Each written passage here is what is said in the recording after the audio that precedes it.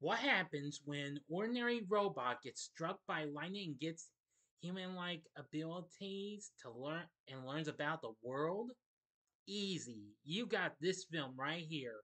And after all this time I've been wanting to review this, you're finally going to get a review of it. Here's my review of the 80s classic Short Circuit. This is Big D's Entertainment Rankings and Reviews. Need input.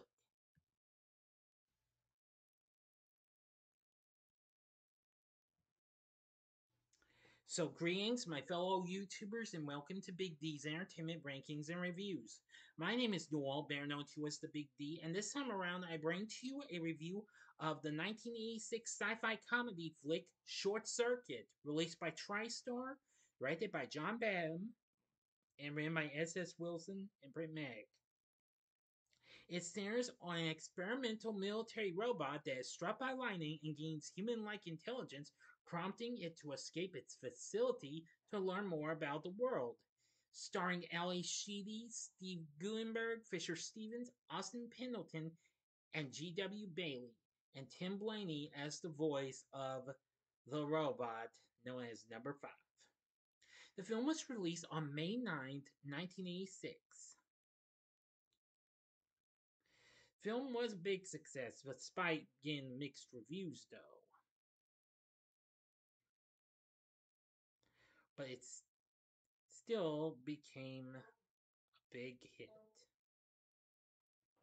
Let's get into the story. Nova Laboratory robotics experts Newton Crosby and Ben Jabatuya have developed several prototype robots called SAINT, Strategic Artificially Intelligent Nuclear Transport, for the U.S. military to use in Cold War operations, though they would rather seek peaceful applications of the robots. After a live demonstration for the military, one of the units, Saint Number 5, is struck by lightning, arcing, or it could be, no, arcing, not arcing, through the lab's power grid. That scrambles the robot's programming and makes it sentient, resulting in its escape from the facility. The robot finds itself in Astoria, Oregon, and is found by Stephanie Speck, an animal caregiver who mistakes him for an alien. She takes the robot into her home, where she provides him with input in the form of visual and verbal stimuli. Allowing the robot to improve its language skills, Stephanie continues to help the curious Number 5 robot learn about the world. She eventually discovers that Number 5 was built by Nova and contacts them about the lost robot. Nova's CEO, Dr. Howard Marner, orders Crosby and Ben to recover him so they can disassemble and rebuild him. While waiting for Nova to arrive, Number 5 learns about death when he accidentally crushes a grasshopper and concludes that if Nova disassembles him, he will die and escapes in Stephanie's food truck. However, Nova uses a tracking device on Number 5 to corner him and deactivate the robot for return to the facility. During transport, Number 5 reactivates himself, removes the tracking device, and flees back to Stephanie. Because of those unusual actions, Crosby tries to convince Howard that something has changed with Number 5's programming and that they should take care not to damage it in their recovery efforts so that he can examine them later. Howard instead sends their security chief, Captain Schroeder, who has an innate distrust of the robots. And Saint prototypes 1, 2, and 3 capture Number 5 by force, ignoring Crosby's concerns. Number 5 outwits the other robots and reprograms their personalities to act like the Three Stooges, allowing him to escape.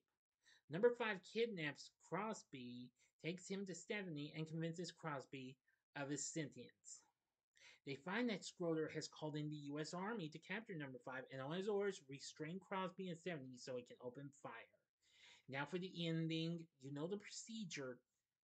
You have 5 seconds to stop this video, go to the description box below, and fast forward to the time below. If you've seen the movie already, please continue.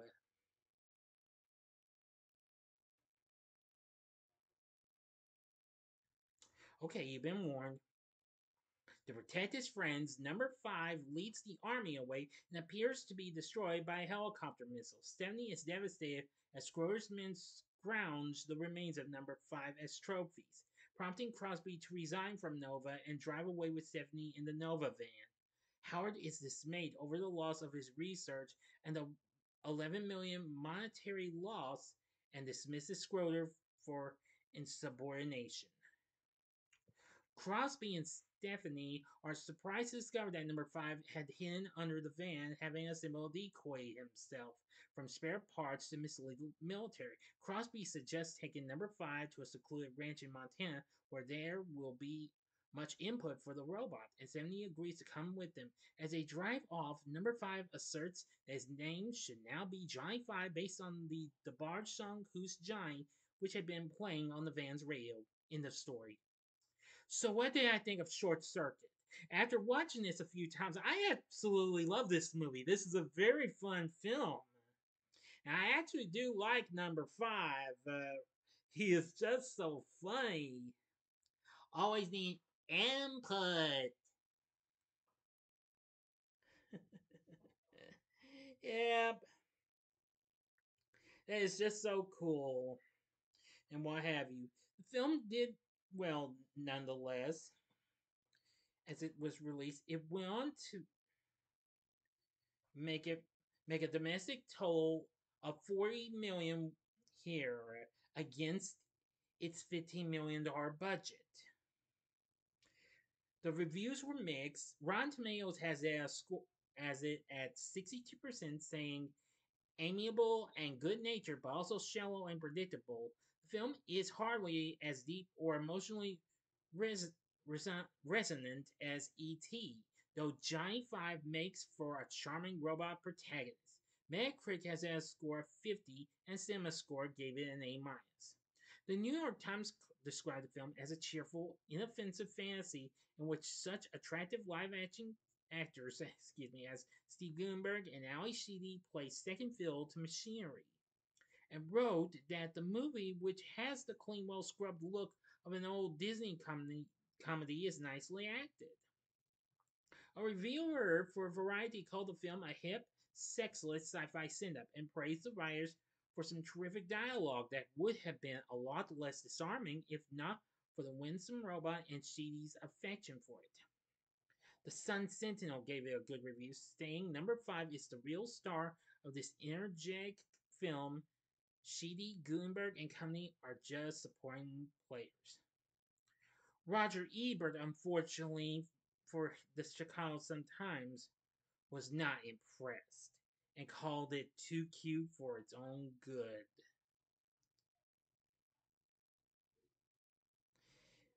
Colin Greenland reviewed the film for issue 85 of White Dwarf and stated that there are good jokes, but the picture's so bland they hardly count. Well, that's understandable. It did get nominated for 3 Saturn Awards, and it did win a BMI Film and TV Award for BMI Film Music for its composer, David Shire, who actually did a pretty good job in composing the film's score. Now, I liked that. And now for the story, I'm going to say it's not really that bad and what have you. So I gotta give it credit for that.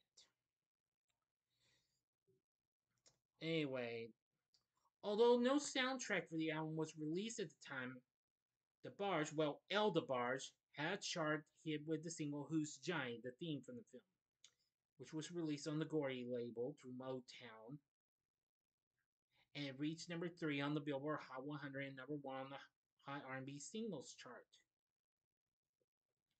Well, the final song you hear, Come and Follow Me, performed by Max Carl of the Grand Funk, yeah, and of course he was also in 38 Special also, along with Marcy Levy. Well, was a fantastic song as well. It was to be released as a single on MCA, but unfortunately, it never did get see an actual release except for promotions. Oh well. Still, in 2008, Very Saraband released the score as part of their CD club and had three source music tracks after 10 tracks from the album. So, anyway, I think this was pretty good in what have you for the soundtrack. Now, for our cast, we have Tim Blaney voicing number 5. I'm going to say he was so incredible in voicing that character. Ally Sheedy played Stephanie. I loved her performance. Steve Guttenberg played Crosby. Very good. Fisher Stevens played Ben. He was pretty good as well. Austin Pendleton played Dr. Marner, and I liked his performance. And G.W. Bailey played Captain Scroder. Now, one thing I did like about some of the supporting characters was Frank, Stephanie's abusive ex-boyfriend, played by Brian McNamara. I gotta say, what number 5 does to him is absolutely hysterical. Now, there were uncredited voices for the other Saint robots. Voicing number 1 was Jack Angel, Cam Clark as number 2, Dame Sick as number 3, and Seth Peters as number 4. They were all uncredited. So you gotta know the characters are pretty good though. I really liked, or should I say, loved Short Circuit for what it had to offer, and it's absolutely a really funny blast. It did go on to have a sequel 2 years later. Unfortunately, it didn't do as well, but I'm still going to talk about that in the next video. So, with everything said, Short Circuit does have a pretty decent story. It's got great characters and cast, an amazing score, and some pretty good songs, especially what we hear in the end. So, and lots of good humor, courtesy of number 5. He's so funny, a very funny robot. So, would I recommend Short Circuit? I would say, sure, go ahead, give it a shot. I think you're gonna love it. It's a fun-filled film, and I think this would be worth looking into. Seriously. So, what did you think of Short Circuit? Let me know in the comment section below. If you like this video, consider clicking the like button, subscribe, and be a part of the Big D Nation. Continue to help support my channel, make it grow, make the views grow. Tell all your friends about my channel. Get them to know me, and, well, you can share my vids and what have you with your friends, and all that other stuff. And next time, I'll be bringing to you a review of Short Circuit 2.